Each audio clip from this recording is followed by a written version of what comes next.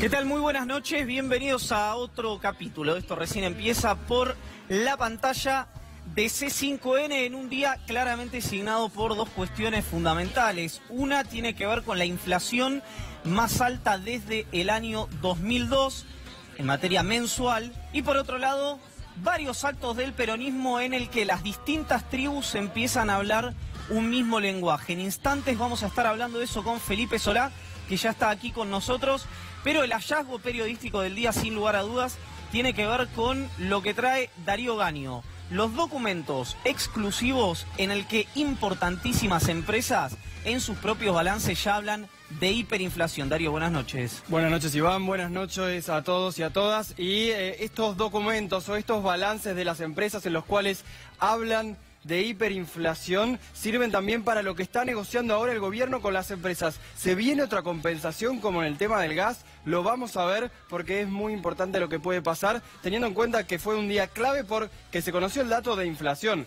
pero todos los datos que se conocen estos días, que dio el INDEC ayer, que va a dar mañana, son malos para la economía. Por eso va a estar Emanuel Álvarez Agis con nosotros analizando lo que viene en materia económica que está en picada. Exactamente, de eso vamos a hablar con Felipe Solá, del tema judicial. Francamente, muy difícil de entender que Julio Contegrán, el procurador de la provincia de Buenos Aires, el jefe de los fiscales, para que usted lo entienda, el mismo lugar que ocupaba Alejandra Giles Carbó a nivel nacional, lo ocupa Julio Contegrán en la provincia de Buenos Aires. Un dato extra, Julio Contegrán era, hasta antes de ser el jefe de los fiscales, el secretario de Legal y Técnica de María Eugenia Vidal. Para que usted lo entienda también, haciendo un espejo con el gobierno anterior, es como si Carlos Zanini, ¿lo recuerda Zanini?, hubiera sido el jefe de los fiscales en la provincia de Buenos Aires, o en ese caso a nivel nacional, porque era de Cristina Fernández de Kirchner. Esa es la cercanía que tiene Julio Contegrán con María Eugenia Vidal, y hoy salió durísimo a anunciar que iba a pedir el juicio político al juez Carsolio. Claro, acá hay que hacer una salvedad. Desconozco la trayectoria de Carsolio. No sé si es permeable o no permeable a sostener o no sostener un jury. Lo que pasa es que se tendría que haber acordado antes con Contegrán y no cuando Carsolio falla en contra de los deseos del Poder Ejecutivo bonaerense. Y denuncia también a Prietes. Exactamente. Que filtró los datos, además, la Procuración. Felipe, gracias por venir. Gracias por invitarnos, por invitarme. Exactamente, nosotros estamos acá son ustedes. Siempre. Felipe, no estuviste en ninguno de los actos, por lo menos los actos mainstream que vimos. ¿Por qué? No estuve en los actos importantes. Estuve esta mañana en el kilómetro 26, un barrio de Florencio Varela, medio temprano, donde se inauguró un barrio muy pobre, pero con mucha gente del barrio. Se inauguró la CETEP y el Movimiento Evita inauguraron un lugar de enseñanza secundaria con salida para oficios, muy modesto, pero fundamental, donde además tienen una bloquera y varias cosas más. Y ahí, bueno, fue una mañana peronista para mí. Y después, con respecto a lo demás, estaba invitado, pero me da la impresión de que damos lugar a fotos que por un lado sirven para criticarnos, las fotos separados, y por otro lado son un desafío interesante también, ¿no? Que es cómo recuperar la unidad. Hay un dato interesante de lo que pasó hoy y quiero ya ir viendo el convito, el resumen de las voces del justicialismo, del peronismo. Hoy que arrancó al mediodía en la sede de SMAT, ahí en Belgrano al 600, en el microcentro porteño, ahí en San Cristóbal, desconozco bien cuáles son las denominaciones de la ciudad de Buenos Aires, por no ser de aquí, donde estuvieron, de alguna manera, el acto sindical fue. Después, sí, lo sabido, ¿no? Mansur en Tucumán, claro. Merlo con Menéndez y los intendentes y Máximo Kirchner, y en Corrientes José Luis Gioja con Agustín Rossi, y San Luis con Alberto Rodríguez. Pero vamos a ver, porque pasó desapercibido, pero la declaración más fuerte la dio el titular del Partido Justicialista de la provincia de Buenos Aires sobre Florencia Kirchner. Dale.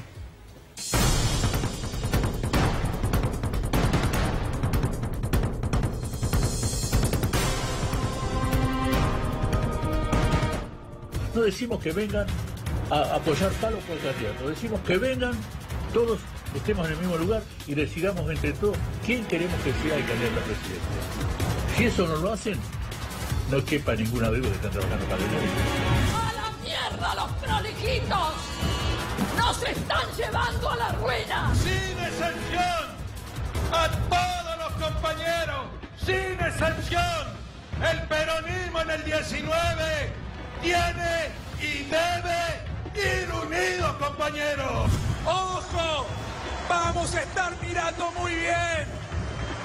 Y vamos a seguir muy de cerca también. Todos sabemos que Cristina, que Máximo tienen espalda suficiente para defenderse. Ojo con Florencia Kirchner. También estamos mirando lo que están haciendo. No vaya a ser cosa que crean que el pueblo va a permanecer con los brazos cruzados. Claro, políticamente empieza a hablar el mismo idioma el peronismo, que es la unidad. Unidad, en general, no es unidad de los dirigentes, me imagino yo, por lo menos como lo hemos conversado con Darío, como lo entendemos, sino una suerte de programa mínimo, elemental, Consigna. exactamente, en el que los dirigentes del Partido Justicialista estén medianamente de acuerdo. El primero debería ser ganarle a Macri, ¿no? Como punto de partida. No sé qué piensa Solá. Sí, a mí me parece que en la calle hay dos tipos de personas que te piden unidad. Uno son los peronistas, porque hay una tradición de unidad, y las primeras palabras de Perón el 17 de octubre son: trabajadores, únanse. Cuando sale al balcón por primera vez esa fecha, hace 73 años. Y la otra es la gente que, no siendo peronista, te pide únanse porque necesita una opción a lo que está viviendo y no lo soporta más.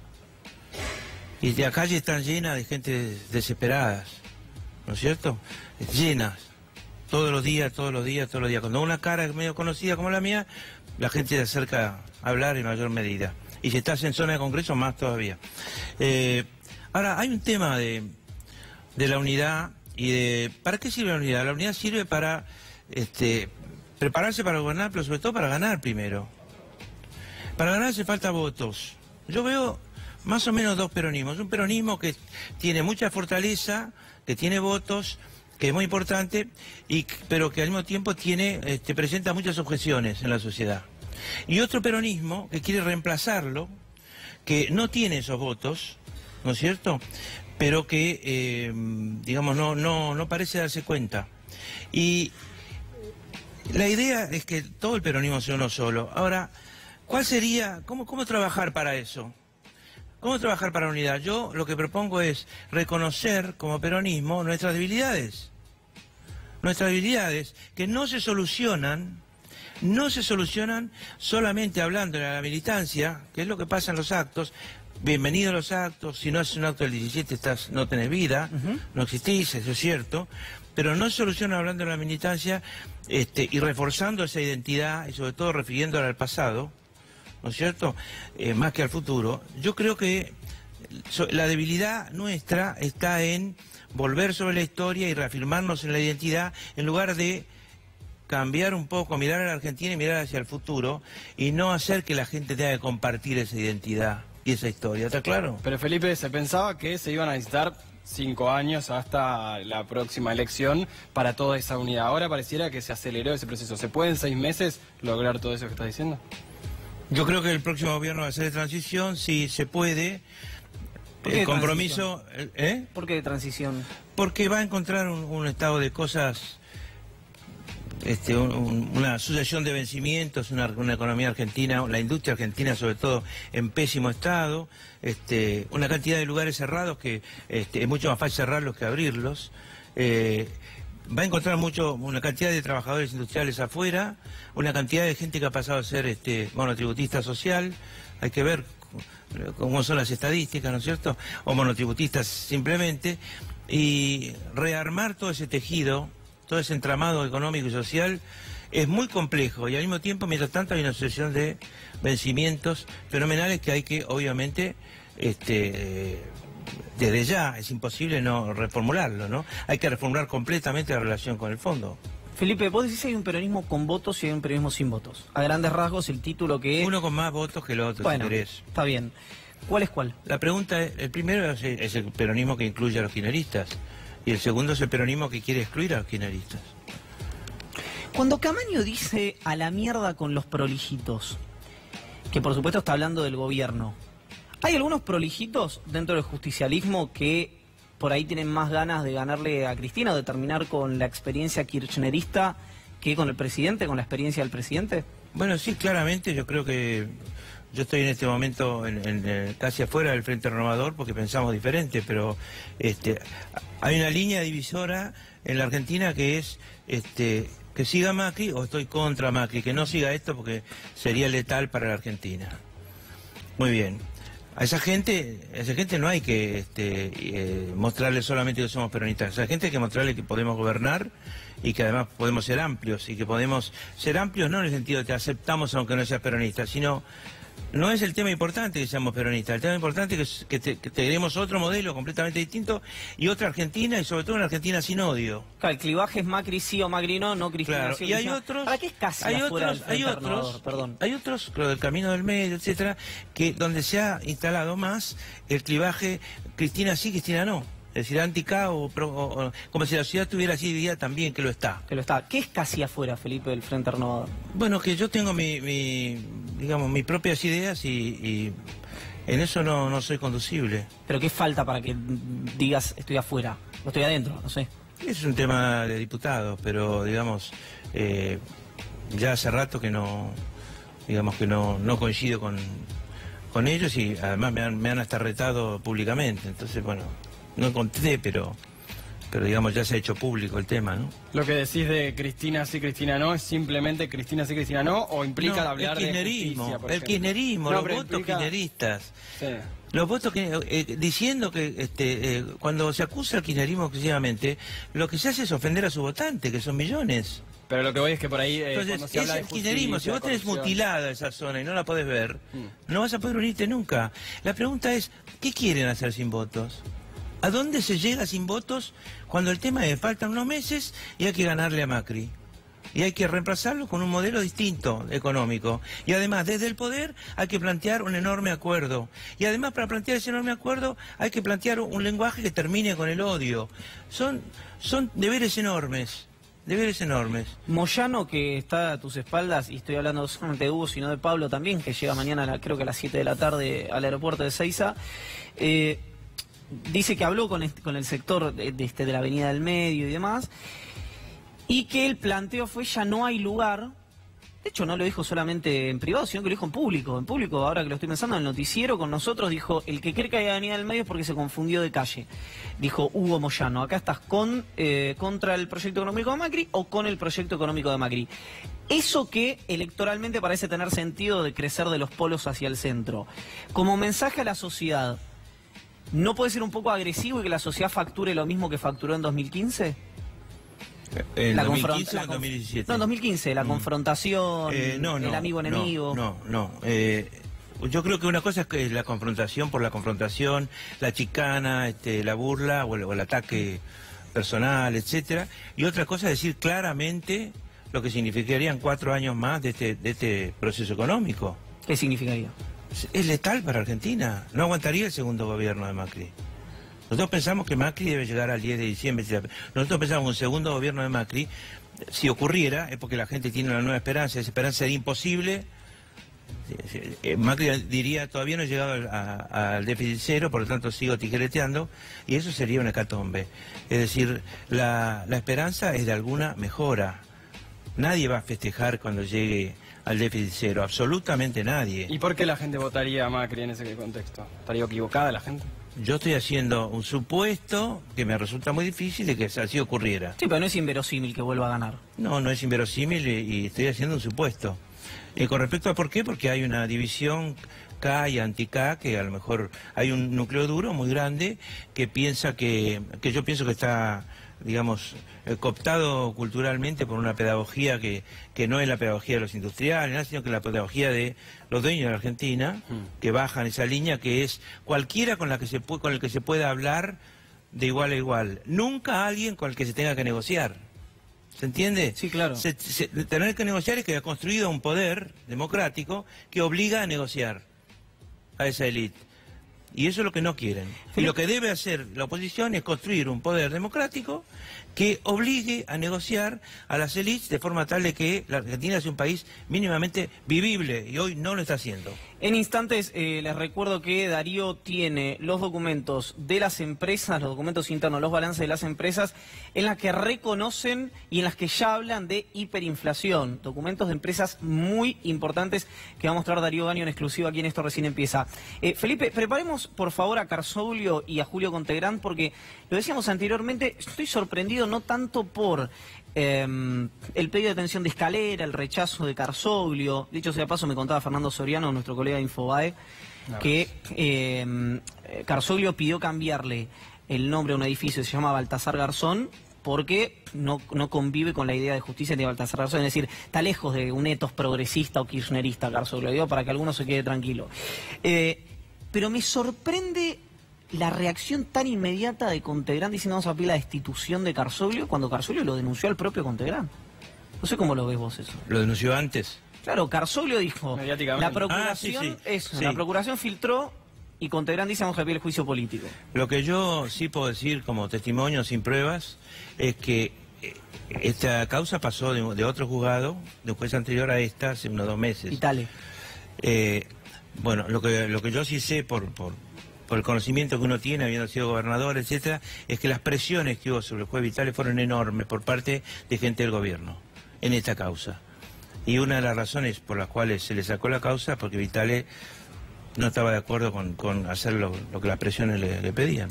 Escuchemos a Carzoglio, pero sobre todo preste mucha atención, de verdad preste mucha atención, y a la vuelta les cuento una particularidad de Julio Contegrand, porque además estuvo mal nombrado como procurador general, pero preste mucha atención a lo que dice Carzoglio y a lo que le responde Julio Contegrand hoy a la mañana con Ernesto Tenenbaum. Este juez es imparcial en un 100%, no se ha dejado llevar por las presiones de las partes a las cuales voy a aludir, porque es necesario acá desenmascarar algunas actitudes, ni tampoco se dejó presionar por la campaña de prensa, especialmente llevada a cabo por el grupo Clarín La Nación. Lo que ha dado a publicidad, en principio la parte dispositiva, confirmo el trascendido que se se difundió a través de Twitter o las redes en cuanto a que no he hecho lugar a la orden de detención pedida por el señor agente fiscal Escalera. Y considero que el juez no me hizo una imputación personal, por supuesto, él es inteligente, creo, y además tiene experiencia como magistrado y va a eludir cualquier tipo de imputación personal, sobre todo cuando carece de fundamento. Nosotros hicimos en septiembre del año pasado una denuncia ante la Secretaría Permanente de Enjuiciamiento, personalmente la firmé porque corresponde que así sea, respecto de este magistrado por diferentes hechos. Esta denuncia contiene esa información más otros hechos que en su conjunto nos hacen pensar, y así lo hemos sostenido en la denuncia, que el magistrado carecía de la idoneidad suficiente como para desempeñarse en su función y por lo tanto debía avanzarse en el jurado, en el proceso de enjuiciamiento. Nosotros ya hemos iniciado hoy mismo el trámite disciplinario para que, en función de las denuncias, tanto de Carzoglio como la de camarista de casación, como la de este juez, que yo no lo sabía, pero lo vamos a incluir, justifiquen un trámite de investigación. Todos ellos van a tener que ratificar sus denuncias, por acción o por omisión. Si no las ratifican, el trámite administrativo concluye inmediatamente, el trámite penal no. Y como es un eventual delito de acción pública, la acción va a continuar. Van a ir a declarar, tienen que ir, si no van a comparecer por la fuerza pública. Julio, lo que declaren tendrá que ser ratificado porque si no podrán ser incursos estamos hablando falso testimonio. Julio Contegrand dice algo que también es importante que se sepa. Hay un procedimiento medio habitual en los gobiernos, en todos, esto no es exclusivo del gobierno de Cambiemos, en el ala judicial, que es alguna suerte de denuncia en el Consejo de la Magistratura, justamente para ampararse, y si después hay alguna necesidad de tensionar o apretar, digámoslo abiertamente, algún juez dice, bueno, ya habíamos presentado, claro, estaba dormido. La coincidencia es que se mueve el expediente cuando Carzoglio falla en contra de los deseos de La Plata, en contra de los deseos de la gobernación de la provincia de Buenos Aires, gobernación a la que perteneció Julio Contegrán, pues fue secretario de Legal y Técnica de la gobernadora María Eugenia Vidal, y no tenía los 2 años en provincia como para poder ser nombrado procurador, pero bueno, igual es formalidades. interesante que al decir no es una imputación personal y ser 2 personajes que seguramente del otro lado no conocían hasta ayer, se está hablando de que hay algo mucho más fuerte por encima, el apriete que se habla de la justicia y pelea Macri-Moyano, es todo mucho más arriba que esto. Hay otro tema que agrego que es la firma de Gabriela Michetti, tema correo. Rechazando un recurso administrativo de uno de los fiscales de la Procuraduría, el encargado de esas cuestiones, Sergio Rodríguez, respecto de la cuestión del correo, ¿no? 70.000 millones de pesos, ¿no? Vuelto. Un vuelto. Bueno, ahí hubo un trabajo excelente a la fiscal Boquín, y de una manera, de otra, o se posterga o directamente se rechaza administrativamente aunque siga la acción Ahora, Felipe, judicial. Perdóname, porque hay algo que pienso permanentemente y por supuesto no lleva a ninguna conclusión por una incapacidad manifiesta, que es la fragilidad del sistema. Es decir, si en lugar de tocar Boquín y Rodríguez hubieran tocado otros 2 X, no quiero dar nombres, pero el que primero se le venga a la cabeza, si en ese lugar no estaban 2 personas, pues finalmente termina gravitando la dimensión humana, esto pasaba... Sí, 2 macristas, digamos. Sí, no, ni siquiera, 2 presionables. Sí. Porque Boquín tiene un origen radical, Rodríguez también es de la banda de Manuel Garrido, gente que ha luchado en contra de la corrupción hace mucho tiempo, que nunca estuvieron, no solamente no fueron kirchneristas, sino estuvieron muy enfrentados con la figura de Cristina Kirchner, sí. Y tampoco tienen, por supuesto, cercanía con la Casa Rosada. Ahora, yo me imagino que ideológicamente, por ejemplo, Boquín podría tranquilamente tener más cercanía con lo que piensa Marcos Peña que con lo que piensa Aníbal Fernández. Así que si no pasaba, no se hablaba de este Claro, tema. Me sorprende eso, la fragilidad del sistema. Si no están estas 2 personas, pasaba como una autopista. A mí me parece que hay una guerra que viene de antes, digamos, cuando se intentó la democratización de la justicia, se declaró inconstitucional, se creó justicia legítima, del otro lado se creó será justicia, etcétera, y que hay una guerra declarada. Y afuera de esa guerra declarada hay gente que a lo mejor no está en ninguno de esos 2 lugares. Los que están en esa guerra declarada, antes de hacer justicia, piensan en su lugar en la guerra. Y en el medio hay gente, como el caso de Boquín, no conozco a Sergio Rodríguez, que pretende hacer justicia, pero también recibe cascotazo por la guerra. Porque además hay venganzas, sí, claro, de otros tiempos. Sí, sí. De otros tiempos. Yo creo que ahora se es mucho más hipócrita en el manejo de la justicia, y que antes era mucho más descarado el tema y mucho más ideologizado.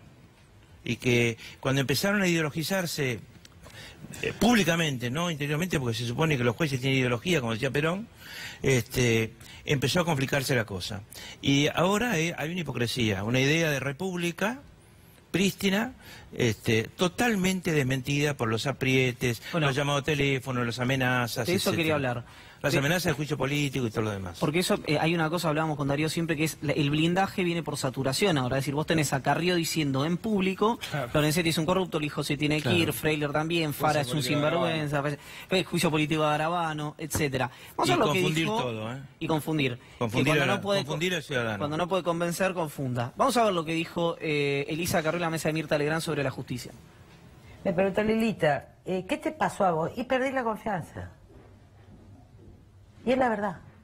Pero es duro eso, Lilita. ¿Qué es duro? Dicho por Carrió, perdí la confianza en el presidente. Sí, en la lucha contra la corrupción, sí. Garabano no existe.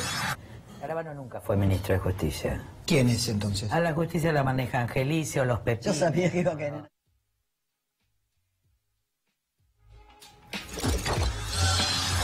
La justicia la manejan los Angelicis y los Pepines, dice una de las principales aliadas del presidente en un canal de aire, y no pasa nada. ¿Naturalizamos esto? ¿Qué ocurre? Yo creo que, en primer lugar, confunde, por supuesto, estas denuncias que son espectaculares y que además pasan rápido, confunde respecto a los verdaderos problemas. Ahora, también puede ser que una parte de lo que diga Carrió sea cierto. Ahora, Carrió, el problema que tiene es que una parte de lo que dice es cierto, pero ella también traga sapos y calla muchas cosas. ¿Por qué? Porque siente que tiene responsabilidad con este gobierno. Y porque da la impresión de que una cosa es República o sus amigos. Entonces yo lo quiero a fulano, es un argumento simple para que ella no se meta. Y decías al ciudadano, Felipe, ahora, ¿qué es lo que confunde? ¿Cómo lo ve el ciudadano en tema justicia? Porque primero, si querés que no vean un elefante, metés 50. Si querés que no vean el correo, metés 50 denuncias permanentemente, hace una máquina de denuncias. Y segundo, que este esté contra este, pero este también esté contra este y este contra este, al final la gente se cansa, baja los brazos y dice, esto es un barro que no entiendo nada. Felipe, Peronismo, Pampa y Peligro, no sé dónde lo puedo mostrar, ustedes dirán, el libro que escribieron los dos Martínez, ¿no? Juntos, Martín Rodríguez y Martín Sivak. No, lo escribí absolutamente yo. No, pero que te lo coordinaron, te dieron la idea. Yo te escuché decir que te habían convencido de eso. Sí, me oyó Martín Sivak hablar con alumnos de un posgrado y me dijo, tenés que escribir un libro que diga esas cosas. Yo tenía algo escrito, se lo di, anécdotas de la gobernación, sí. Le gustaron mucho, bueno, me dijo que había que escribir, hicimos 2 o 3 grabaciones, me puse a escribir, me dieron 2 o 3 consejos y después me balancearon el libro. Por ejemplo, más de este tema y menos de este otro. Pero escribí como pude, obviamente tuve que recurrir muchísimo en memoria también a ediciones anteriores de diarios, archivos, etcétera. Ahora, escribí con absoluta libertad. Y cuando estábamos en tren de edición y yo dije que quería ser precandidato a presidente, me dijeron, bueno, vas a cambiar el libro, una parte. No voy a cambiar nada, le dije. Y ahí está.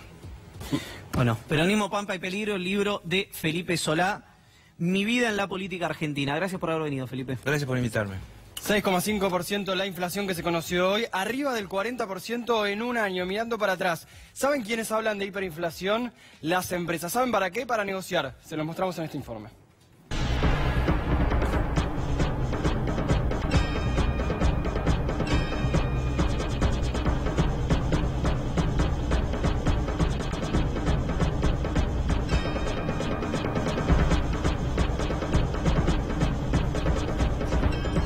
Es muy duro ver que se habla de hiperinflación en la Argentina porque la anterior experiencia y la experiencia que tenemos es de una hiperinflación en serio. Ahora, ¿saben quiénes son los que están usando esa palabra y para beneficio propio? Un poco por obligación, pero un poco porque lo necesitan y de hecho lo están fogoneando. Las grandes empresas, sobre todo las multinacionales, empezaron a incluirlo de manera muy solapada y explícita en los informes y en sus propios balances. Insisto, las empresas de afuera, ahora se los voy a mostrar y de hecho les voy a mostrar qué es lo que están negociando con esto. ¿Qué tipo de compensación parecida a la del gas que ganaron o que habían firmado las empresas del sector y que tanto se habló durante las últimas semanas? Bueno, las empresas están negociando algo que se los voy a mostrar, pero ¿saben qué empresa habla de hiperinflación y qué empresa lo resalta?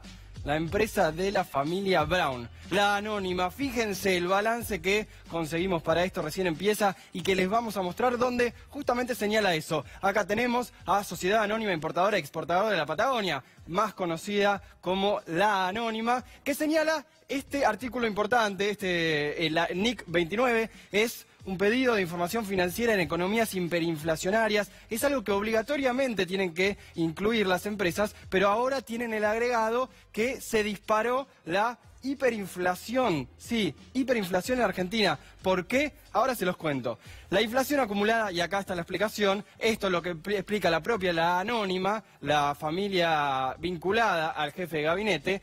La inflación acumulada en 3 años, al 30 de junio de 2018, se ubica por encima del 100%. Es por esta razón que, de acuerdo con el artículo que estaba arriba, la economía argentina debe ser considerada como de alta inflación a partir del 1 de julio de 2018. La Anónima dice que la Argentina está en este escenario de hiperinflación mirando para atrás, no es lo que viene, pero mirando para atrás. ¿Por qué? Y bueno, vamos a ponerlo en contexto también. Vamos a ver, la economía mundial o la economía de los distintos países no es la misma que cuando había hiperinflación en la Argentina. De hecho, vamos a ver los últimos 3 años cómo fue la inflación de los países con más alto aumento de nivel general de precios. Fíjense, estamos muy bien ubicados ahí en ese ranking. ¿Por qué? Porque lo más preocupante son los que están arriba del 100%. Angola en el cuarto lugar con el 105%. Lo pusimos para demostrar qué había atrás de la Argentina, que está ahí. 142% en los últimos 3 periodos, desde mitad de 2015, en realidad desde octubre de 2015, según el IPC, el INDEC porteño, digamos, que maneja José Donati. Sudán del Sur, ahí vicecampeón, 2.500%, y Venezuela, por supuesto, con una inflación ya que no entra ni siquiera en la pantalla, 1,5% en los últimos 3 años. Y de nuevo, esto está incluido, o Argentina superó este 100% desde hace 2 meses. Lo señalaba el colega David Cufré en su momento. Argentina entró al club de los países considerados hiperinflacionarios. Claro, si en nuestra memoria está la hiperinflación de Alfonsín, está más parecido a lo de Sudán del Sur, pero lo incluyen estas empresas más explícitamente. De hecho, ¿por qué? Porque de esta manera se empiezan a cubrir frente a las pérdidas y empiezan a negociar con el gobierno. Fíjense lo que pasó con la empresa Telefónica, una empresa obviamente multinacional, una empresa que está radicada en España. Pero vamos primero con el título, porque señala esta compañía y señala en realidad este artículo del diario El País de España que por la hiperinflación de Argentina, Telefónica está teniendo pérdidas. Vamos de nuevo con el título, si no se los voy a leer mientras lo ponemos a pantalla completa, así pueden ver el destacado de esta nota del balance de Telefónica. Fíjense, lo que dice acá Telefónica es que el acuerdo con el FMI va a tener un impacto negativo en el corto plazo, pero lo que señala, y esto es lo importante de los últimos, del último periodo, de esta semana, dice, como consecuencia de la hiperinflación de Argentina, que en el acumulado de los últimos 3 años supera el 100%, la compañía española registra además un incremento importante en lo que tiene que ver con sus ganancias. Y ahora les explico también por qué. Dice Telefónica, este artículo, Telefónica revisa a las bajas sus cuentas en Argentina por la hiperinflación. No es solo otra empresa, también supermercados, como el Supermercado Día, también otras empresas, por ejemplo bancos, que también vienen de España. Esto es lo que pasó esta semana. Empresas de afuera le empezaron a decir al gobierno acá que como no pueden indexar, y ahora les explico, esto es lo importante, lo que se está negociando ahora en el medio del presupuesto, como no pueden indexar sus balances, están teniendo pérdidas, porque cuando les dicen a sus casas matrices cómo les fue en Argentina, como hubo una hiperinflación para ellos, el aumento de precios hizo que tuvieran unas ventas exorbitantes, pero no son reales, no es que vendieron más cosas, lo que hicieron fue, por la hiperinflación o por la inflación muy alta en los últimos 3 años, pareciera que tuvieran más ventas. Como esta semana lo tuvieron que especificar ante los accionistas, cayeron las acciones. Por eso es que ahora están negociando lo siguiente, mientras vemos cómo igual en Argentina hay precios muy abultados. Fíjense lo que pasa, estos son los aumentos de septiembre. Fíjense cuánto subió el arroz, esto es medido en la provincia de Buenos Aires por ISIPSIS, arroz subió 30% en septiembre, galletitas 28%, el pollo 25%, todo esto es de septiembre. Todo esto era lo que era la inflación anual hasta hace un tiempo y lo que es la inflación de 3-4 años en algunos países, pero esto es un mes. Ahora, de nuevo, las empresas empiezan a explicitar que están en una economía o que estuvieron en una economía hiperinflacionaria para negociar esto que están ahora negociando el propio gobierno con los gobernadores en el medio del presupuesto. Lo que tiene que ver con volver a indexar balances. Esta es la ley que quieren cambiar, esto es lo que quieren incluir. Ahora tiene que ver con la parte en la cual vamos viendo, Santi, por favor, lo que tienen que a partir de ahora pedir las empresas, y por eso muestran fuerte que están en una economía hiperinflacionaria. Dicen, acá básicamente hablan de dejar sin efecto la ley que prohibía la indexación en la Argentina. Después dice, respecto del primer y segundo ejercicio año a partir de su vigencia, ese procedimiento será aplicable en caso que la variación del índice de precios, hablamos de los últimos 2 años, supere un 40% este año, es decir, 2018, lo que está pasando, y para el segundo año un 30%. ¿Qué quiere decir esto? Que es probable que las empresas, que estas empresas que les mostramos, que varias empresas, igual en Argentina, las grandes empresas, puedan al menos indexar sus balances, es decir, actualizar por el índice de precios para tener menores pérdidas en el último año, sobre todo en el 2018. Esto es algo que está cambiando y que puede llegar a cambiar mucho en cuanto a cuánto se llevan o cuánto no se llevan las empresas. Y terminamos y ahora vamos a hablar con Emanuel Álvarez Agis sobre la actualidad de la economía en la Argentina, con un dato que pasó desapercibido esta semana, que dio el propio INDEC, y es la participación de los trabajadores en la economía y la participación de estas empresas, que también están pidiendo compensación por lo que perdieron en los últimos años. Y fíjense cómo cambió, sobre todo en un año, esto es en un año. La participación en la economía de los salarios pasó del 48% al 45%. Eso es peor para vos del otro lado, si cobras un salario. Si estás del otro lado, estás mejor que hace un año, porque la participación de las empresas en la economía era del 43% y ahora es del 46%. Vamos a hablar de esto y de la inflación, la más alta, sobre todo teniendo en cuenta el último año, desde la hiper argentina, desde la hiper de del 91, que saliendo de la hiper, con Emanuel Álvarez Agis. Efectivamente, como dice Darío, ya está Emanuel Álvarez Agis con nosotros, gracias por venir. Buenas noches. No sorprende, me imagino, este número, pero ¿qué significa? ¿Qué produce? ¿Qué genera? No sorprende porque obviamente después de la devaluación que tuvimos era lo único que podía pasar. La verdad a mí me preocupa que es la primera vez que yo veo, uno como gobierno puede estar adelante de la cuestión tratando de liderarla, puede estar atrás de la cuestión cuando un evento lo sorprende, de la cuestión económica, pero sinceramente yo veo que este gobierno está al costado, o sea, la relata. Dice, bueno, este mes va a ser muy alta, el mes que viene también. Y yo no me quejo, digamos, de que el gobierno se haya sorprendido con este shock, que era anticipable, pero me parece que si vos ves, este 6,5 implica que en el año la inflación ya acumula 32%, la jubilación subió 20%, y los salarios privados subieron 25%.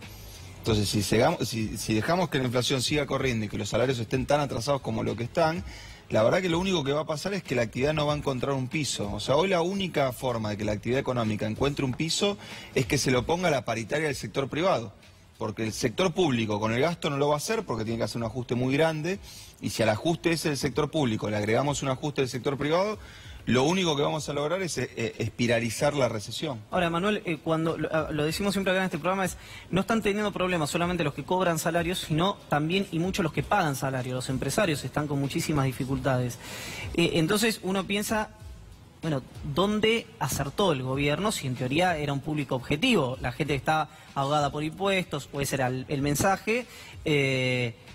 ¿Dónde acertó el gobierno entonces? ¿A quién benefició? Bueno, primer punto, porque recién Darío mostraba la suba en la participación de las ganancias en el producto, que pasó de 45 de la caída de los salarios, ¿no? Que pasaron de 48 a 45, lo cual indica que lo que subió es la participación de las ganancias, pero eso es cómo se reparte la torta. Lo que esconde ese porcentaje es que la torta es cada vez más chica. O sea que los empresarios pueden estar teniendo una tasa de ganancia más alta, pero la masa de ganancia, la cantidad de plata que ganan es cada vez más chica. De hecho, Emanuel, la parte solo de las ganancias también es cada vez más chica, la parte de las empresas, porque también hay menos empresas. Sí, por eso acá el gobierno ha logrado tener una política económica, yo creo que muy equitativa, digamos, todos pierden.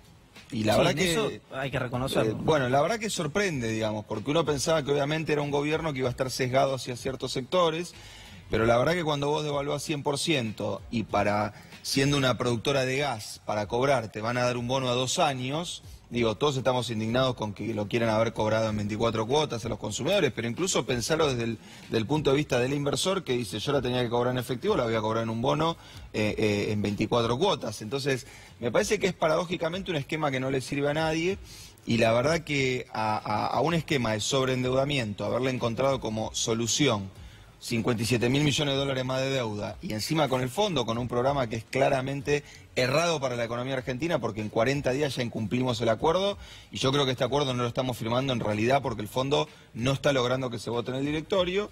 Me parece que lo único que estamos haciendo es generando un esquema del cual de vuelta va a ser muy difícil salir. El informe que citábamos de la provincia de Buenos Aires decía que para una familia tipo comprar alimentos pasó de 8.000 pesos necesarios en agosto a 9.000 pesos en septiembre. ¿Cuánto las familias argentinas, sobre todo, digo, es importante que sea la provincia de Buenos Aires este relevamiento por la dificultad del conurbano, cuánto se aguanta una familia así, teniendo en cuenta que esto recién empieza? Bueno, mira, si vos pensás, de vuelta, inflación acumulada de 32, si tenés paritarias 25 hasta ahora, con lo cual perdiste, ahora el sector no registrado, el sector informal, está teniendo incrementos en su nivel de ingresos en torno al 15%. O sea, está por la mitad de la inflación. Digamos, muchas veces se dice, bueno, pero ¿por qué esto no es 2001? Bueno, esto no es 2001 porque en 2001 había 15 millones de personas que hoy tenemos cobrando o una jubilación o una asignación universal por hijo o una Argentina Trabaja, que antes no cobraban nada. Ahora eso se le está deteriorando a una tasa del 15% anual. Sí. Y lo que significa, si vos pensás que ese ingreso se va prácticamente única y exclusivamente en alimentos, es que las familias argentinas no es que están comiendo 15% menos, están comiendo peor. O sea, si antes comían pollo con arroz, ahora comen arroz con pollo, digamos, y así bajando lamentablemente en la escala nutricional. Yo de vuelta, creo que el gobierno a todo esto no está ni adelante ni atrás, está al costado comentándolo. Bueno, hoy comentó Duhovne y dijo que en octubre también iba a haber un coletazo inflacionario, pero que era transitorio. Si bien, por supuesto, ya ha perdido no solamente Duhovne, sino el equipo económico general, el presidente, diría, pues después de última, a fin de cuentas, son empleados del presidente. Y porque los nombres cambiaron. Y porque los nombres cambiaron, exactamente, variaron mucho. Ha perdido credibilidad. Toma mi cuerpo Duhovne y te digo, es transitorio. La inflación tiende a la baja y nosotros, mientras bajamos un poquito la tasa, va a haber crecimiento de la actividad, no se va a ir al dólar la baja de tasa y vamos a llegar los últimos 100 días creciendo un poquito el salario, 100 días a las elecciones, digo, creciendo un poquito el salario real y la gente no se va a acordar de los 1000 días anteriores, sino de los 100 días últimos. Bueno, es el déjà vu del segundo semestre. Digamos. ¿No lo ves eso? A ver, en 2017 yo creo que era uno de los pocos que sí lo veía.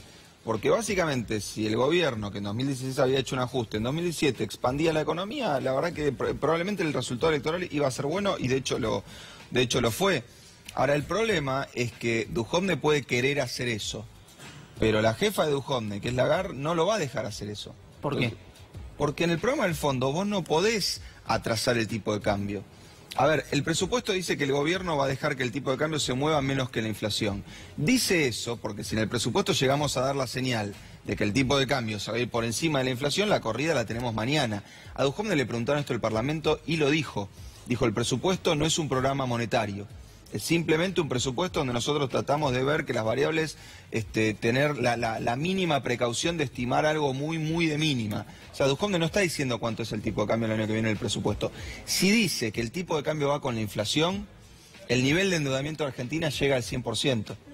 Digamos, hoy Argentina tenía 60% de endeudamiento, con la devaluación llegó al 87%, y si el tipo de cambio el año que viene sube 35%, el nivel de endeudamiento que entrega el gobierno al próximo gobierno, que lo había recibido en el 50% del producto, lo entrega con 100% del producto. Si vos decís eso en un presupuesto, lo que estás haciendo es coordinar una corrida contra el peso mañana. Entonces, evidentemente, el gobierno eso no lo dice. Pero que va a pasar, va a pasar. Emanuel, vos alguna vez hablabas de cómo el mercado presionaba al gobierno anterior y ¿cuánto más le puede sacar el mercado de Santelequia a este gobierno? Breve la respuesta, por favor. Bueno, la verdad que esto hay que entenderlo. Las corridas no tienen un límite cuantitativo.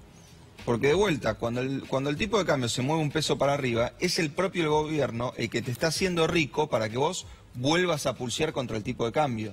Entonces, hoy estamos con una tasa de interés que realmente es preocupante. Yo ayer hablaba con un presidente de un banco que me decía, si hoy un tipo me viene a pedir un crédito, lo miro con cara de, te fundiste, o sos estúpido, digamos, porque con esta tasa nadie puede pedir un crédito. Si nosotros no salimos rápido de este esquema y planchamos el dólar realmente, no con la supertasa, sino con un esquema más sostenible, me parece que la economía va a empezar a sufrir más por el lado real que por el lado financiero.